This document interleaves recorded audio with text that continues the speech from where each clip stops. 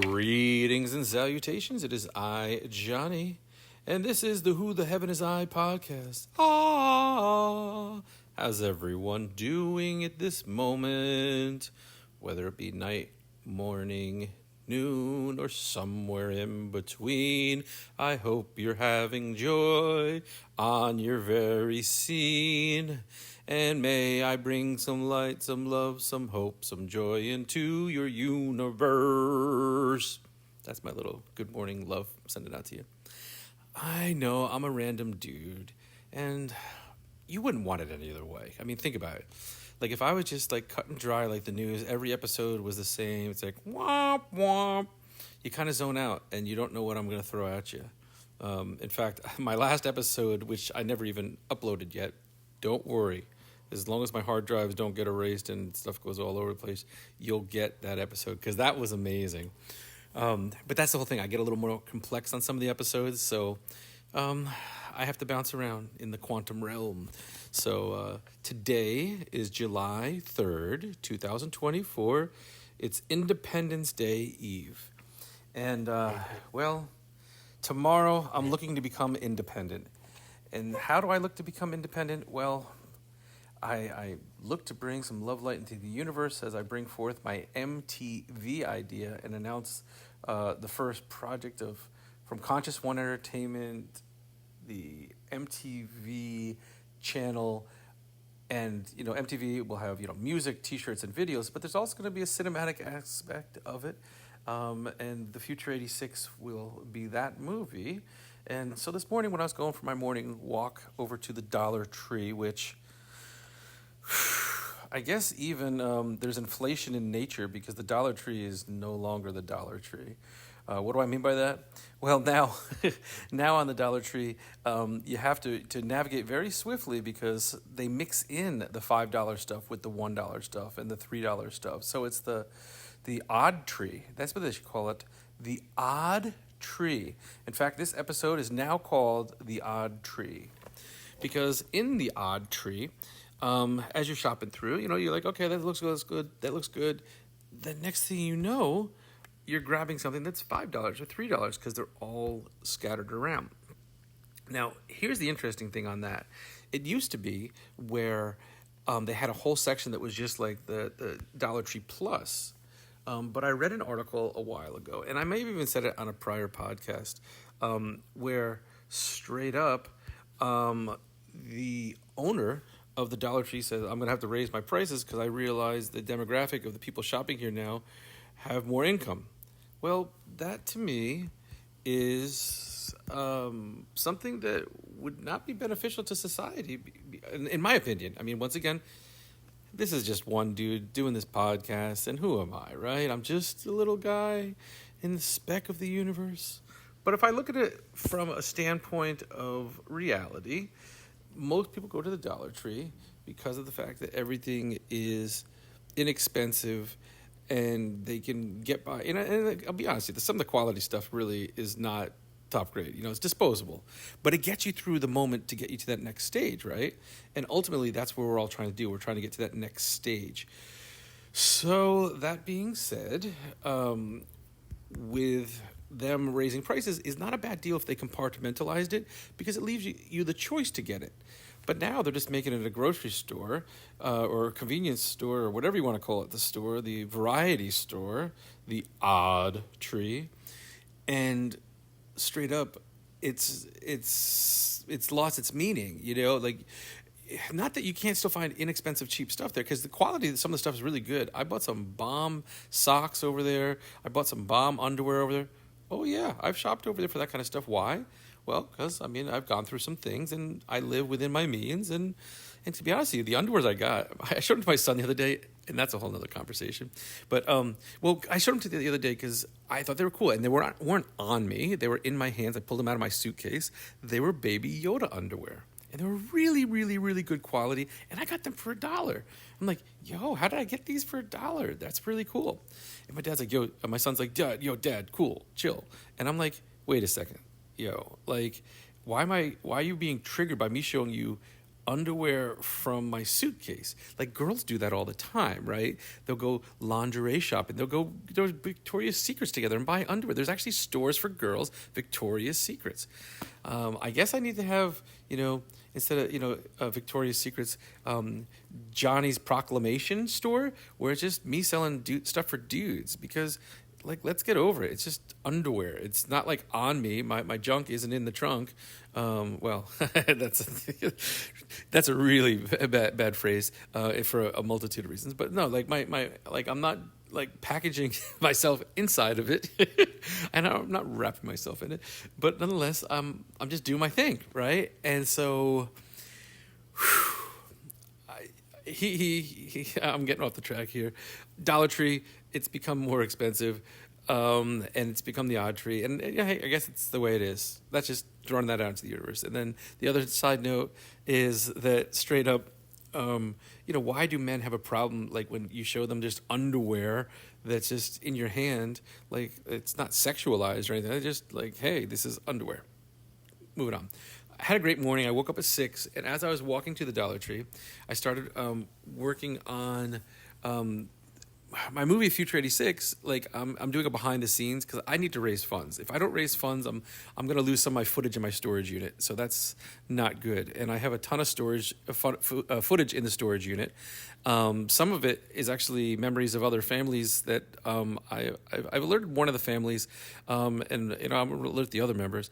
But there's okay, well, hope you can get your storage unit. And I was okay, I'm not looking for a handout per se, but this person specifically was someone that wanted to support my cause, and when I needed the support, they didn't want to support. So hey, no judgment. They got their own things going on, but I need to find other resourceful ways. So I figured I'd put out today this making of the Future 86, and that's what I'm working on right now. So I've decided to include the dialogue here in my podcast because I find that when I do that, then it's pretty cool because then it's doubling down on the content.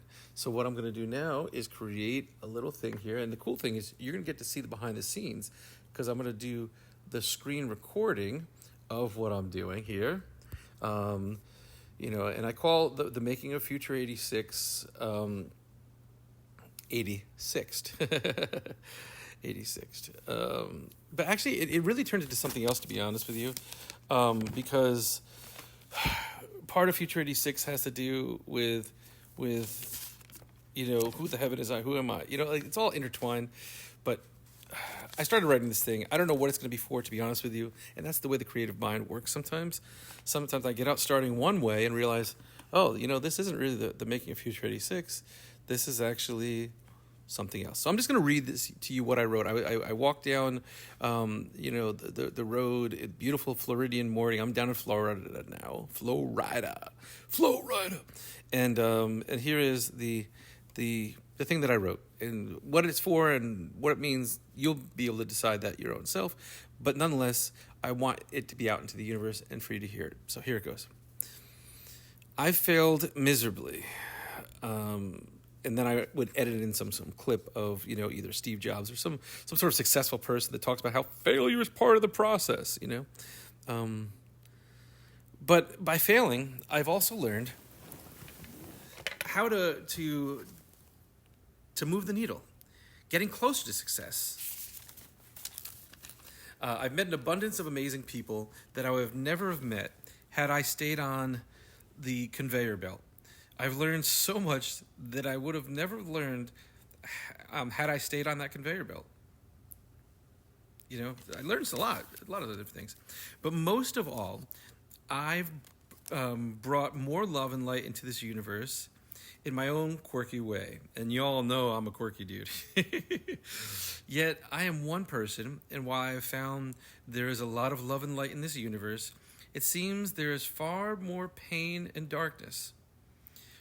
If you know what this is, and that's where I edited in one of those Narcan bags. My friend Tina gave me this Narcan bag. I'm not going to get into the details of why she gave me the bag, but it's touching and it's sad. And I think that, if you know what the Narcan bag is, most likely you're either a medical professional or You've lost someone that had had gone through some stuff. They've gone into the darkness and never came back. And that's just it's sad to think about. That's the reality. Because most people don't walk around with Narcan bags in their car. It's not like standard issue with a vehicle. So either you're a medical professional or you've gone through some shit. As an empath, I feel the pain that friends and family members have had to endure when they lose a loved one. They lose a loved one that should have never left this realm. I've meditated and meditated. Why?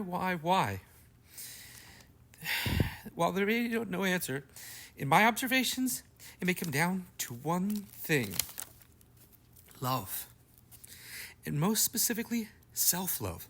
A lack of self-love that changes people from the greatness that they were destined to be to not being here at all. And as a human being, regardless of who the person was, what the spark was that put them over the edge, I am devastated each and every time I hear someone that has gone too soon. Now, this is for a variety of reasons. I'm going to interject to what I wrote here. Sometimes, people make bad choices. Sometimes they're put in bad situations. And sometimes it's not that the people around them didn't love them, because I know I've seen lots of people love lots of people, and it's still not enough, because ultimately people inside go through stuff, and if they're not given, well, I guess, everyone makes their own choices, but it just sucks. It really, really sucks. And that's all I can say at that point on that right now, because it's painful. I cannot sit by idly. I had to do something, anything, to let people know that there's a way out of the darkness within, to get you back to a place of inner peace and self-love. Well, how do I know that? That there's a way to be near the edge of extinction and pull oneself out of the darkness and back into the light? Because I've done it. Not once, not twice, but 3 times. Some would say I've always been good at hat tricks, but dumps. And that's why I'd edit in some video or photo of me with my hat. Yeah. And so I have cool funny hats. Bless you. My son Logan was in the shower, so I'm just blessing him. The first time, this is going to get deep here, so I don't know. This might be a waterworks one for you. Hey, to be honest with you, all of you, I'm in a really good place right now. There's a little bit of waterworks going up here right now because I'm processing a lot, and I'm good, though. I would never, ever, ever take my own life because I've been towards that edge 3 times, and I've realized that, hey, life could always be worse. I could be lifeless in a hearse because this life we're given is really, truly magical. The first time, I was in 4th grade. The circumstance that led me to the darkness...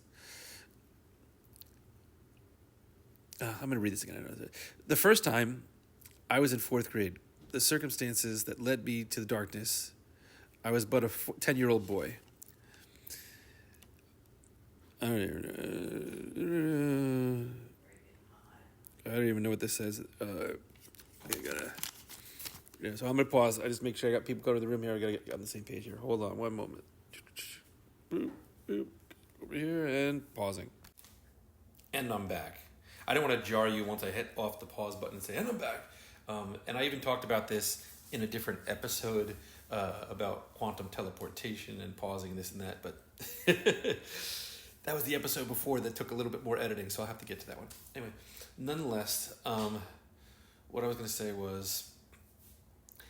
I definitely, well, now it's like hard to get back to where I was.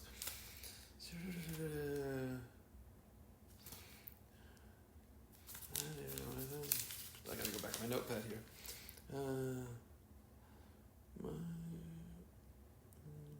Here we go. The circumstances that led me to the darkness, but as a 10-year-old boy, are irrelevant at this time.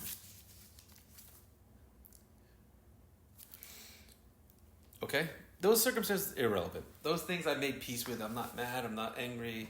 They happened and they forged the man that I am. But they did happen, and we can't really just delete the fact they happened. I mean, I guess we could, or we forget about it, but they happened. Nonetheless, I remember going into the closet with all my stuffed animals and praying for God to take me away, to save me from everything I was going through. He didn't listen, and I wasn't mad or angry at God. I guess he was busy with more important things, and I would just have to deal with the shit I was forced to endure. Luckily, for my birthday that year, I got a GE mono speaker tape cassette player, a Rodney Dangerfield tape cassette, and a Bill Cosby tape cassette. Now, before cancel culture shuts me down because of what Bill Cosby has become, let's reflect on the work that he did for me as a kid. The work that he did for me as a kid, yeah.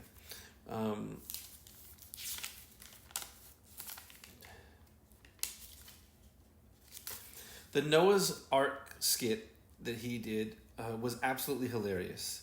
And it showed me that God sometimes puts us on a path that no one else sees. And by only having unwavering blind faith in God's vision while lovingly moving forward with the work asked of us, will allow for, quote-unquote, miracles to happen. Now, granted, in the case of Noah, the only miracle, the only people that benefited the miracle was Noah, his family, and all the pairs of animals at the time.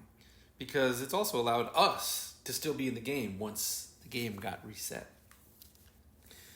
Bill Cosby was also a father figure to me when my dad, who worked so hard day in and day out to provide for our family, would kick back in his easy chair and watch his documentaries on PBS. Although it was really nice, sometimes we'd sit together and watch Benny Hill together. That was fun. But I would check out once it got to be like the McNeil News the McNews Lear. I don't even know what it was. It was a news hour. I'd check out during that. But Benny Hill was cool. Documentaries. I was like, I'd watch a little bit. But then Cosby Show. Back to that Cosby Show. I learned an abundance of life lessons from the mistakes of Rudy, Theo, Vanessa, and I don't remember the other two girls' names. Claire. Yeah. Theo, Rudy, Vanessa, Claire, and I want to say the other one's name was Sabrina, but I don't remember. Maybe it might have been whatever. But anyway.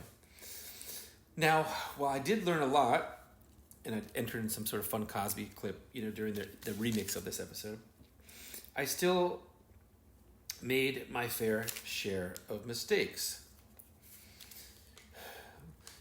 And then I edited in a clip of, if my brother Victor approves, he fell off the sofa once, and I was blamed for that. That's a whole debate, If he allows me to, I'll edit that in. Don't worry, my brother Victor turned out fine. Or so they say. The cassette player I had also had an AM/FM radio, which allowed me to listen to local happenings courtesy of Dick Wells and WTBQ, which just had their 30th anniversary that I was blessed to be part of. That's a whole other episode into itself. But also, to tune into stations like WPDH. Let's see which way to go with my notepad. WPDH, Z100, and WPLJ. In the early mornings, I would learn more jokes, but then throughout the day, I was blessed with the music of the 80s that truly helped me through the dark times. I learned that doves cry, but they could also learn to fly and party like it's 1999. That was a good one, right? I also learned that girls just want to have fun. Want to have fun. And that we should always let our true colors shine through. That radio from my parents was the gift that saved my life. I would lay in the grass and get caught up in the music for hours, staring at the clouds. or until the batteries died. Next page here.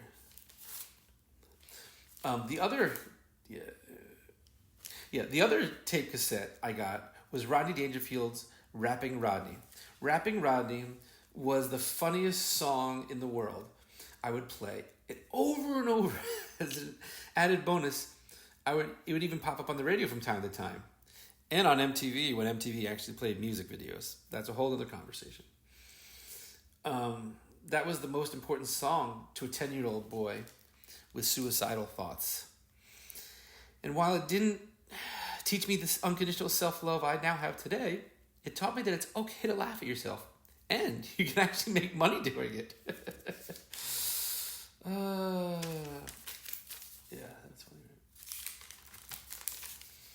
funny. Well, I never really learned how to make money from creating self-inflicting humor. But maybe you will help me today by watching the video below. MTV Ugly Alien promo.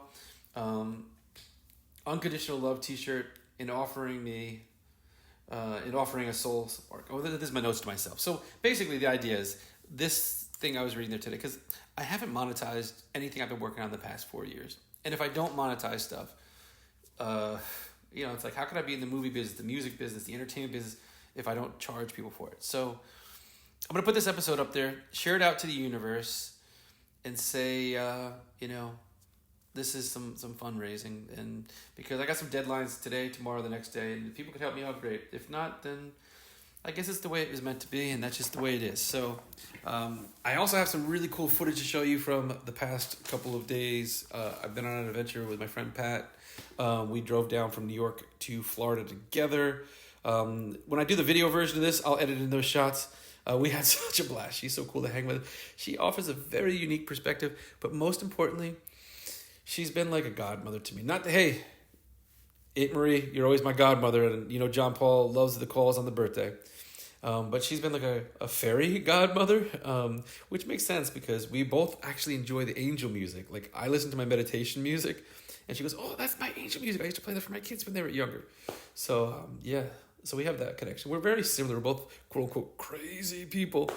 But I think sometimes you have to get crazy in order to get sane. So 22 minutes in, I got my son Logan looking for breakfast. He's got out of the shower.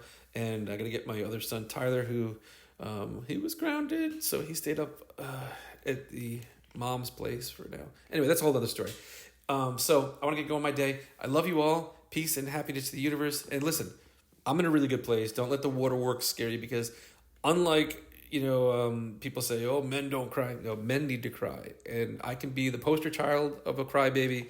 I actually have footage that proves that, because I cry all the time. But no, as an adult, I cry too, because I find that you got to release. And you have to let the emotions come through.